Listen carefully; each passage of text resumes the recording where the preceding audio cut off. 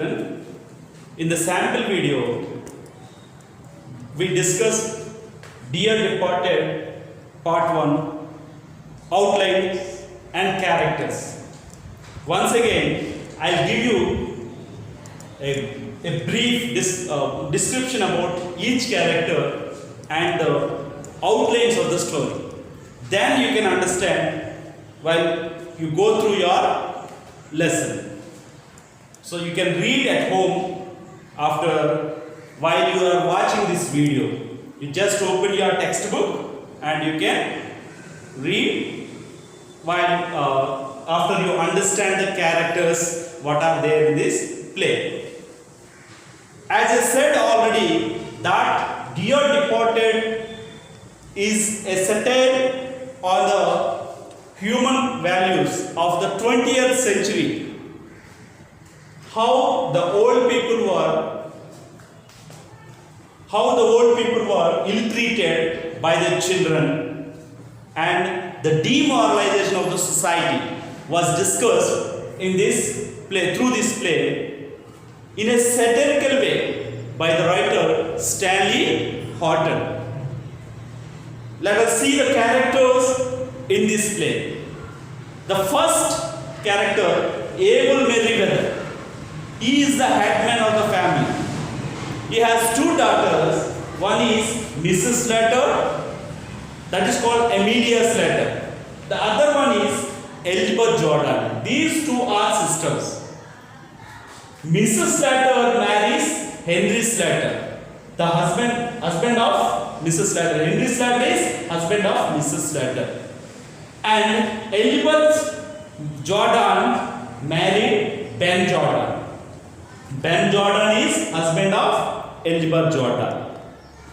And Mrs. Slater's and Henry Slater's daughter is Victoria Slater.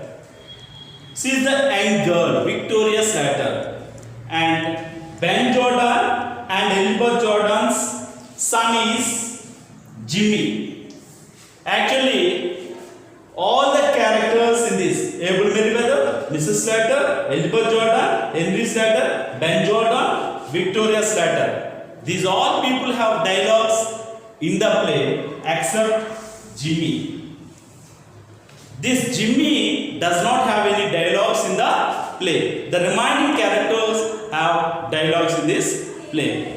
So as I told you, it is a play. The play opens on the stage. You should imagine. It is on the stage. The play goes on the stage.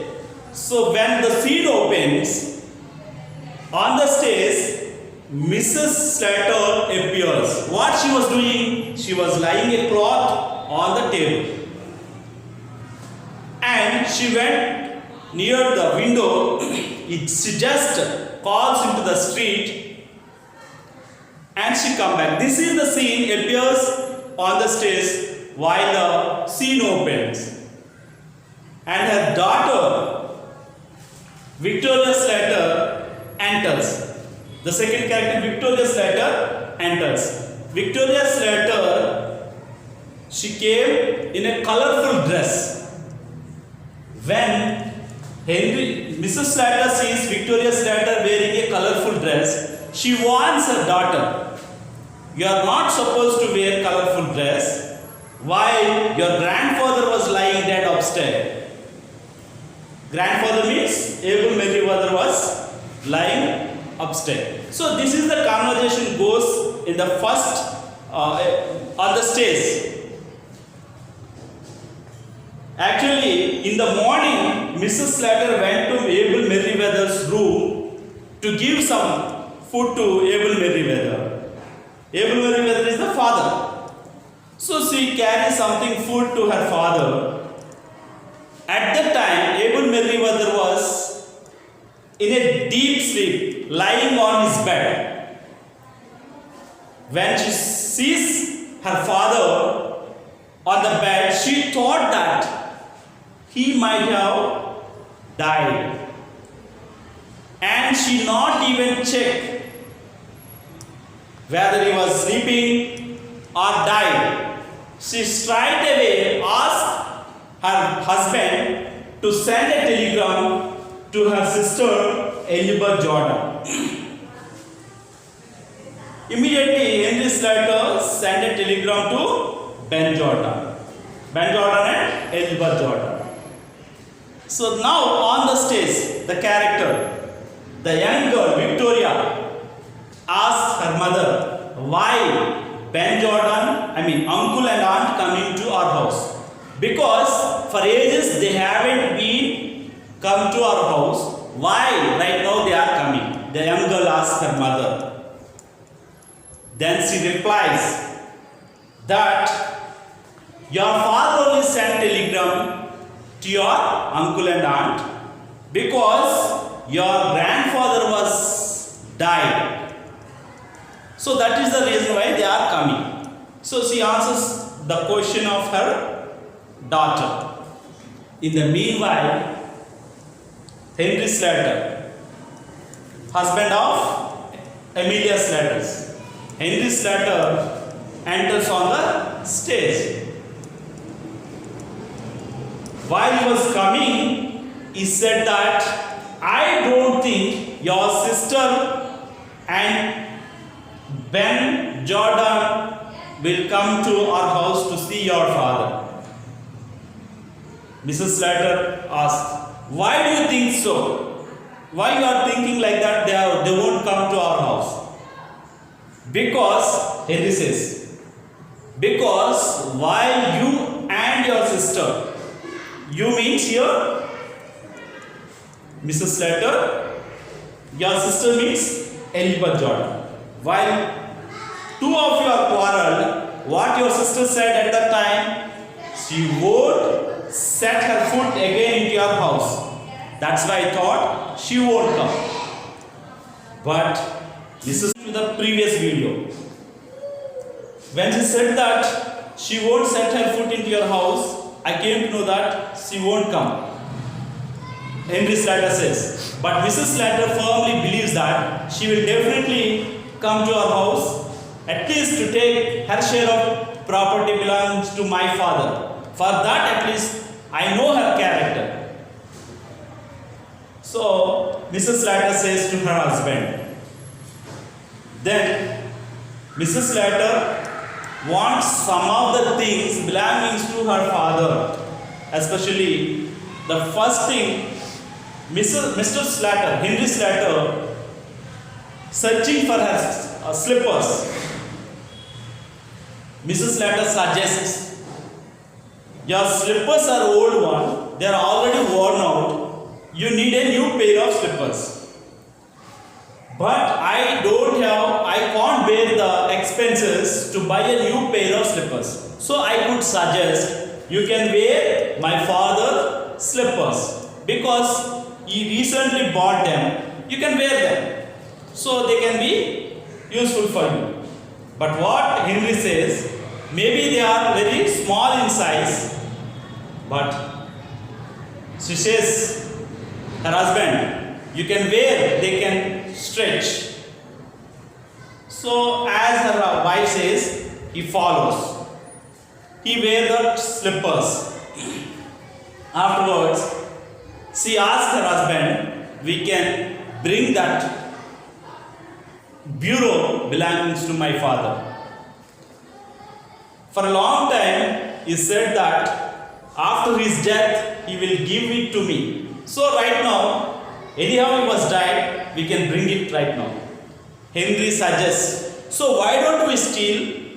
You can make an adjustment with your sister. After she comes, you can ask her to take another thing. You want to take this bureau. So you can make an understand between you. So why do we need to steal that bureau right now? But Mrs. Slater says that, I know very well about my sister. If I want a particular thing, she also wants the same thing. So that's why she won't give up. She won't leave that bureau to me. And furthermore, if we can bring that bureau to the downstairs, she don't know that the bureau belongs to my father or what. Because for a long time she didn't visit us. Of recently he bought that bureau. So that's why she don't know. It is not happen to know that. So that's why we can bring it to the downstairs, and we can throw this old chest of dryers which is there in our room. We can put it in the place of bureau. She suggests her husband. So both of them carry that the bureau into her room, and the old chest of dryers put it onto the Mr. Abel Merriweather's room. And afterwards she saw the clock which is there in the Abel Merriweather's room. So she wants that also. She carried that clock also to the downstairs. In the meanwhile, Ben Jordan and Elizabeth Jordan knocks the door. So they have entered. Mrs. Slater hugs her sister Elizabeth Jordan. Henry Slater shake hand with Ben Jordan. Though they don't have any kind of love and affection, but they appears like that. So they brought both of them, Mrs. Slater and Elizabeth Jordan, and Henry Slater and Ben Jordan. They have all together sit over there in the hall, and Elizabeth Jordan asks about how father was died. She started saying that in the morning I went to his room and give some food to him, and at the time I saw that he was lying dead on his bed. In the meanwhile, they were talking about the premium of insurance belongs to her father Abel Merriweather, whether he was paid or not. This morning, Mrs. Slater says that this morning he went to pay the premium. So I thought that he paid his premium, insurance premium. But Victoria, the young girl, says that grandfather did not go to the town and to pay the insurance premium. He only went to meet one of his friends, Mr. Tortoisell, and he came back. When Mrs. Slater says that my father has paid the insurance premium, Ben Jordan says that he is a gentleman. If he is not paid, he will be blamed. So that's why he has paid already. So that's a good thing. He praises his uncle. So whether Ben Jordan asks whether the premium receipt is there or not, you can find out. Then Henry Slater says that it might be there in his bureau. The keys belongs to the bureau were there in the grandfather's room. They suggest Victoria to bring that bunch of keys from the grandfather's room to downstairs. The young girl went to the grandfather's room, and she was coming, and while she was coming, shouting like that, grandfather was alive, grandfather was alive. They all thought that this stupid girl, how come he alive? This morning only we have seen he was died, but how he come alive? So then they thought that either Abel Merriweather was alive, or maybe his ghost coming downstairs. So that is the end of the first part of the Dear Departed part 1. This is only outlines of the lesson. You can go through the lesson, you can understand, and I'll explain you in another video the phrases which come in the lesson and the meanings which are coming in this lesson. So I'll explain you and I'll give you the meanings and all. Thank you.